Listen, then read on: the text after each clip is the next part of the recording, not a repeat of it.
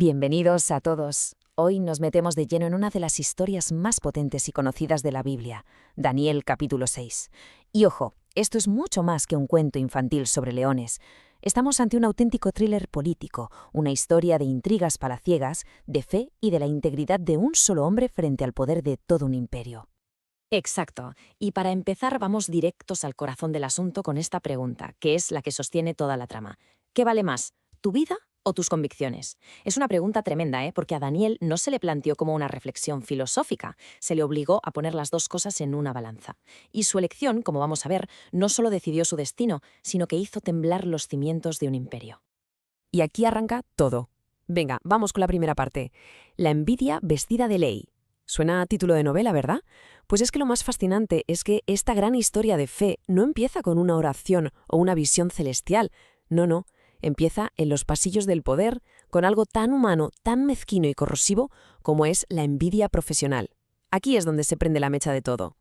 A ver, situémonos bien. Estamos en el corazón del gigantesco imperio medo-persa. El rey Darío ha montado una estructura de gobierno con 120 sátrapas y por encima 3 gobernadores para controlarlos a todos.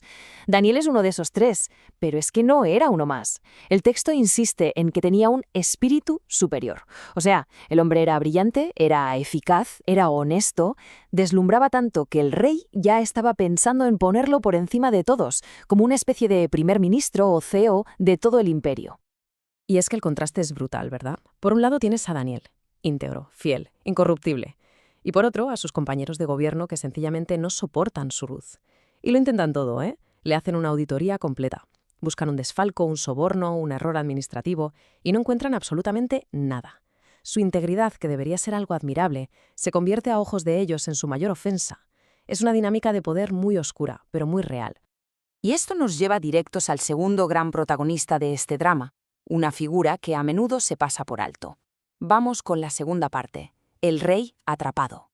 Hablamos de un hombre que, en teoría, lo tiene todo, el poder absoluto del imperio más grande del mundo, pero está a punto de descubrir que, en realidad, es un prisionero de su propio sistema. Aquí está la genialidad malvada de la conspiración.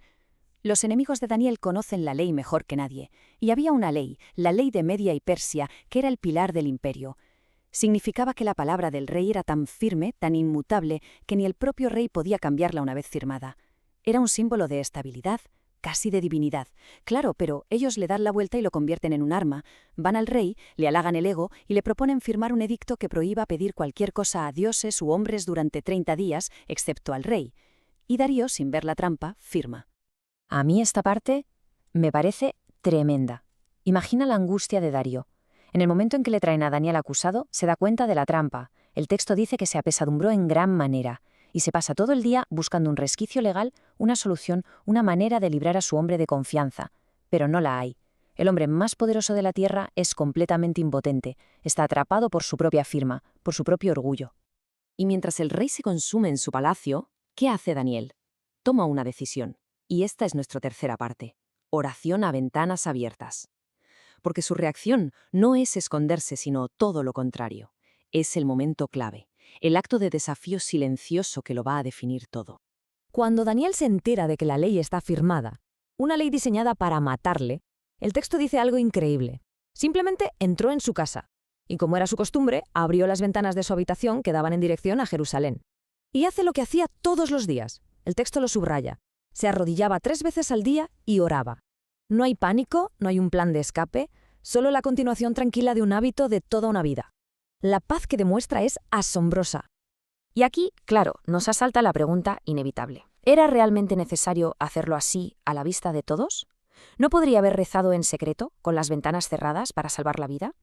En otras palabras, ¿fue un acto de fe pura o tenía también un punto de provocación deliberada? Es una pregunta excelente, y creo que la respuesta está en la identidad de Daniel. Para él, orar no era solo un acto religioso privado, era una declaración pública de lealtad. Cerrar las ventanas habría sido, en la práctica, admitir que su lealtad a Dios estaba condicionada por el poder político de turno. Hubiera sido como decir, creo en Dios, pero solo cuando no es peligroso. Esconderse, por tanto, no era una opción, porque significaba negar la base de quién era él. Su lealtad era, simplemente, innegociable. Y así, la trampa se cierra. La sentencia se cumple. Daniel es arrojado al foso de los leones. Se coloca una piedra en la entrada y se sella con el anillo del rey. Empieza la noche más larga. Y es la noche más larga tanto para el hombre que está en el foso como para el rey que está en su palacio, consumido por la culpa y la angustia. Es el clímax absoluto de la historia. A la mañana siguiente, al amanecer, el rey corre al foso y con la voz rota por la angustia grita el nombre de Daniel. Y de repente, desde la oscuridad, escucha una voz. Es Daniel. Y su explicación es tan sencilla como sobrecogedora. Dice: «Mi Dios envió su ángel, el cual cerró la boca de los leones». Fíjate qué declaración. Es una intervención directa, personal y milagrosa. Y esto es fundamental.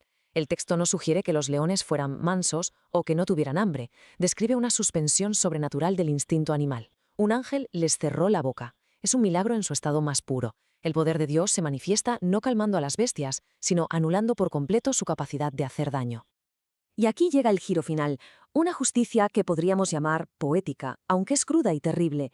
El rey, eufórico y convencido, ordena que los hombres que acusaron a Daniel, junto con sus familias, sean arrojados a ese mismo foso. Y el texto es explícito y brutal para que no quede ninguna duda del milagro anterior. Los leones los destrozaron antes incluso de que llegaran a tocar el suelo. Esto demuestra que los animales no solo estaban hambrientos, sino que eran feroces. El mal que habían planeado para otro se les vino encima con una fuerza devastadora. Al final, cuando uno mira la historia completa, el milagro de los leones es espectacular, pero quizá no es lo más importante. Lo que de verdad queda, lo que resuena, es un profundo estudio sobre el carácter. Exactamente. Vamos a hablar de la lección final, de esa idea de la integridad innegociable. Esa es la verdadera clave que podemos llevarnos de la vida de Daniel. Podríamos resumir esa integridad en 3 claves muy claras. La primera, el hábito privado. Su oración pública y valiente no fue un acto improvisado para la crisis, fue el resultado visible de una vida de disciplina invisible. La segunda, la postura pública. Cuando llegó el momento de la verdad, cuando la presión era máxima, no se dobló. Su identidad no estaba en venta. Y la tercera, que quizás la más profunda de todas, la confianza sobrenatural. Daniel entró en ese foso con una paz que no venía de saber si iba a sobrevivir o no, sino de saber en quién confiaba. Su calma no dependía del resultado, sino de la fuente de su fe. Y cerramos con esta reflexión que creo que nos toca muy de cerca a todos hoy en día. La historia de Daniel nos obliga a preguntarnos algo. En nuestro mundo, un mundo que constantemente nos pide ceder un poco, negociar nuestros valores, ser flexibles, ¿dónde pintamos la línea? ¿En qué momento la flexibilidad deja de ser una virtud y se convierte en una convicción rota? Esa es la pregunta que Daniel 6 deja resonando a través de los siglos. Gracias por acompañarnos en este análisis.